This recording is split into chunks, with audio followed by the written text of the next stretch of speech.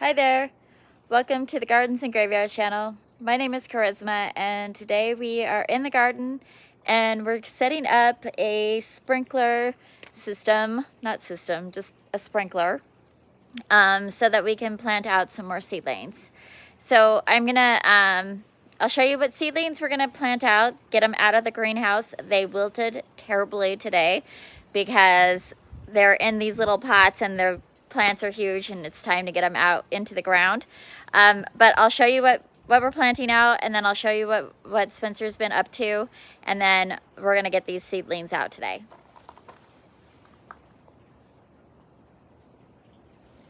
I've mentioned before a couple of times now, I've got like a couple of different groupings going on. I have a group of plants that need to go out by the creek and a group of plants that need to go out by the gazebo, and then a group of plants that need to go into our raised bed right there.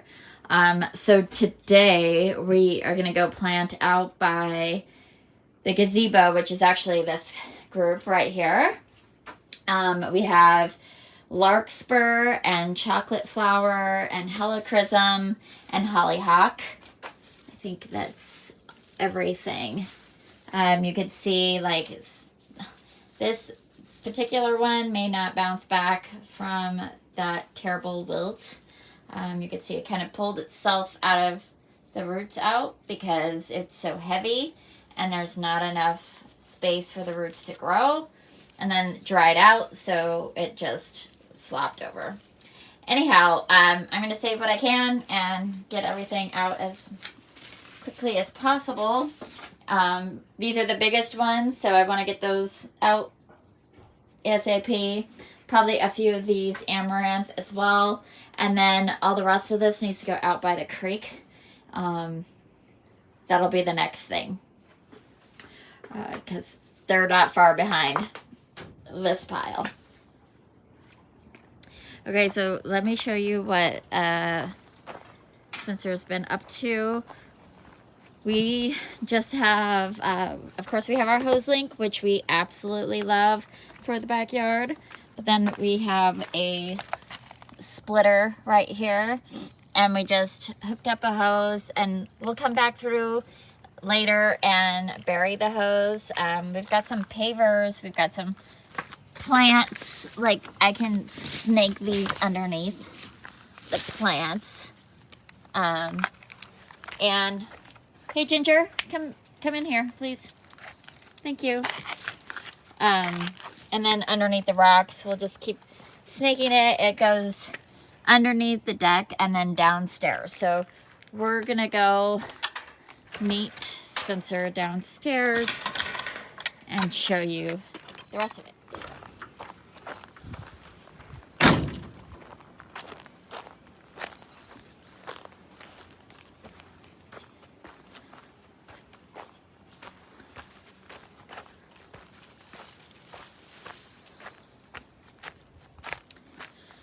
So here is our gazebo that we built last year, and right up here we have this kind of bank of tires that were put into this hillside long before we ever purchased this home, but it stabilizes the hill because that's our backyard where our house is and our garage is, and it's quite a drop.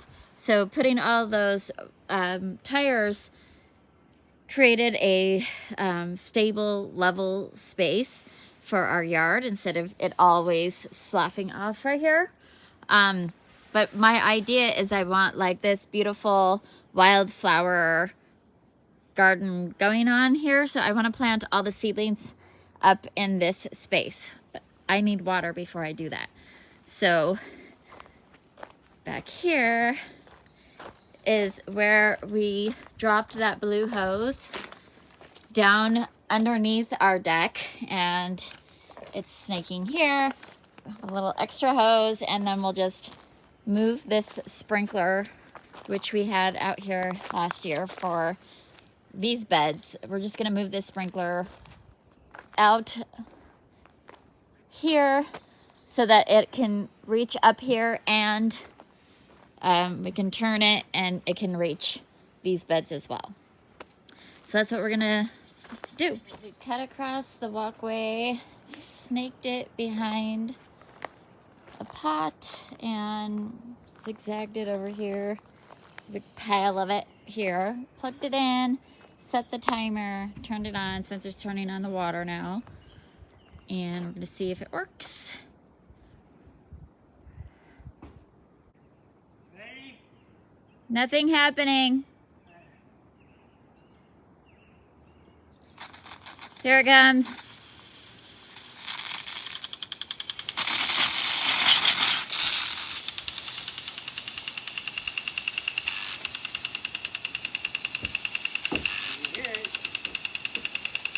Okay, we're good.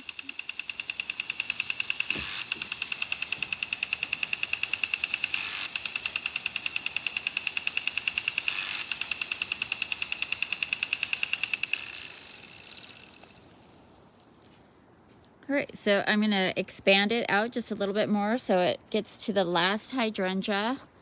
We have a little semicircle of hydrangeas right here, and I wanna make sure that it gets watered all the way over here. So we'll do a little tiny adjustment there, and then we'll get our seedlings planted up on this hillside.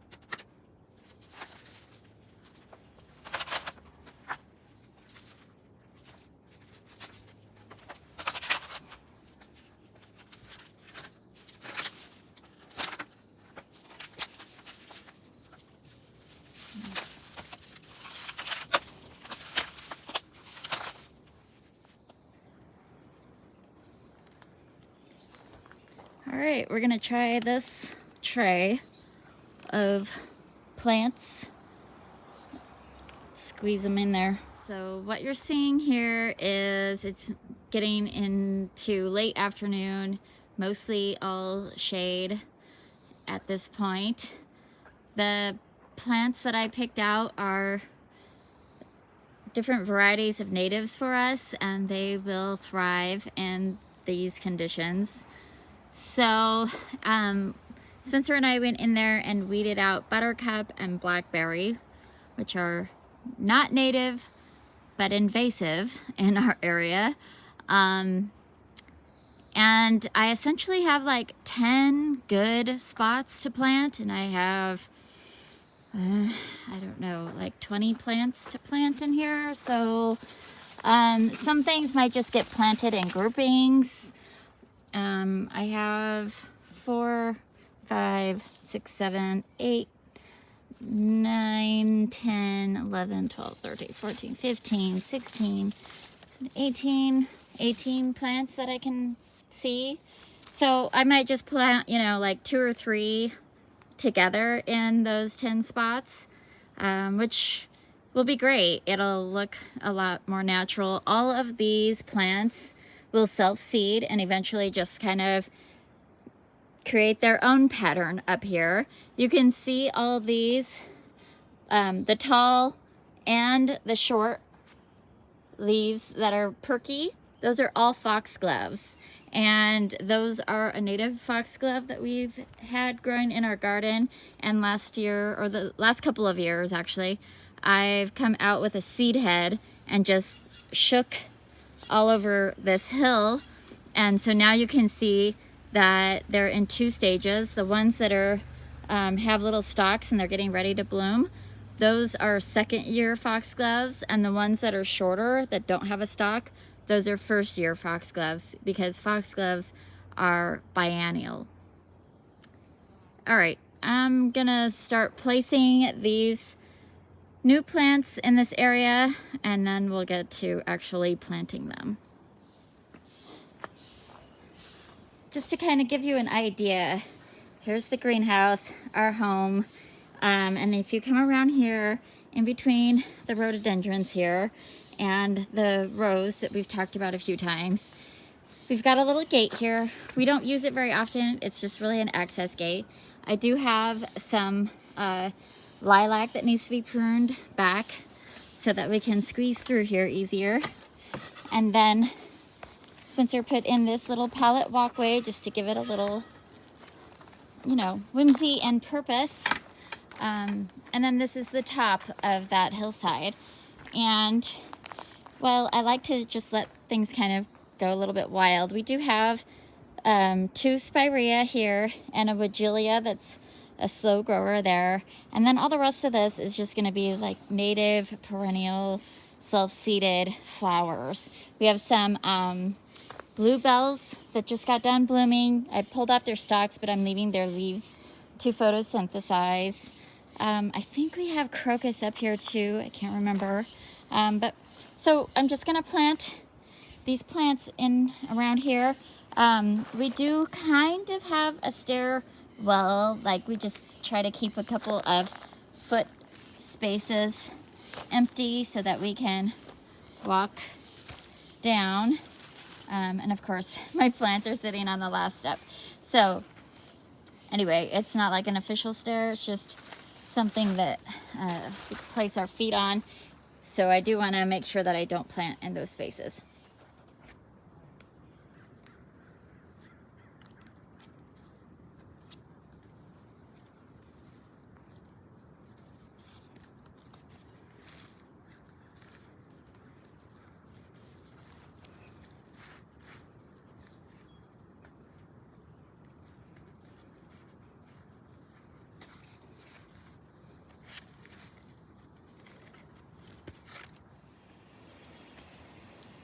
Well, it's a little bit hard to see because they're kind of all spotty through here, but I started planting up here and kind of went around this way.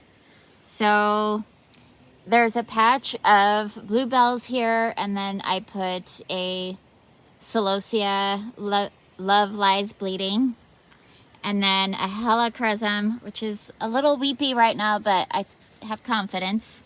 Another love lies bleeding. These are again foxgloves.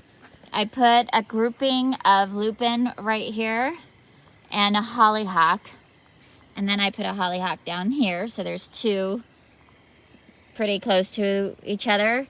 I put a larkspur there. I put a group of a grouping of helichrysum there, and then 2 chocolate flowers over there. That's it here. I'm gonna turn around,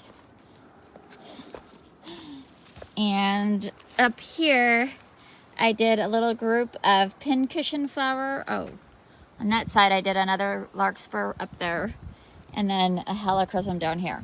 So look at the hillside here. So I got a helichrysum, pincushion, larkspur, love lies bleeding, celosia, helichrysum, love lies bleeding, hollyhocks and lupin mixed in with the foxglove, and then over here another group of helichrysum and chocolate flowers. This side of the bed stays in shade more than this side of the bed, and so the chocolate flower can take a little bit more shade. The hollyhocks, the lupin, the foxglove, and the larkspur all kind of grow in similar environments in, you know, in the native areas of our state. So I think that little river of natives will work out pretty good. A couple things are being pushed to their limits on sun versus shade. This is a great area to see where they will grow because not very many people see this hillside, and it just gives me an opportunity to see like, oh, great, I can grow those in other places. So, Spencer's gonna come with the hose and water everything in. I did use biotone in all of the holes because this soil has absolutely nothing in it. We've never really done anything with this soil as far as like mulching or composting or anything. So this year, I think, even though we put biotone in with all those plants, we're probably going to come in the next week or two after I trim up the lilacs and this Himalayan honeysuckle and mulch underneath everything just to suppress weeds and give this soil a little bit extra nutrition. But for now, Spencer's going to come and water everything in really good with a hose. And then we got our sprinkler all set up here. And I'll come through with some pins and tuck this hose up nice and tidy so that we're not looking at it. I don't want to look at it. But I can, kind of sneak it in underneath that Archangel and you won't see it once we have some pins in there. So that'll be great. Well, I can't wait because it's just going to be like a hillside of sweet, simple flowers. It won't be like super showy, but it will look pretty natural and, wildflower looking. I'm really looking forward to seeing how it all turns out. I've been wanting to do sort of just a natural wildflower garden space for quite some time, and that area has been the area that I've wanted to do most. And then the next area we're gonna do is across the creek. We're just gonna do one small section at a time.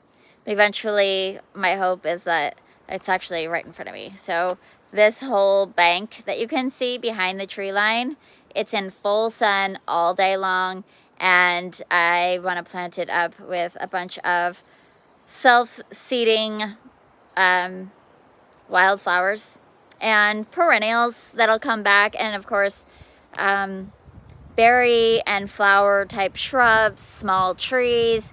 We're just gonna go for it out there on that bank, but it's quite large and it's completely covered in grass and Gualtheria and blackberry right now, so it's going to be a little bit of a slow process. But we're going to get started on it this summer, and that will be probably one of the next projects because a lot of those seedlings that are up in the greenhouse still will be going out on that bank somewhere. So we'll clear out a space, plant the seedlings, get some irrigation out on that. That's the other spot that I need to find I figure out how to get water up on the bank so that they'll survive their first summer here. Anyway, that is going to do it for today's video. I hope that you enjoyed it, and I hope that you're celebrating your life, and we will see you in the next one. Bye.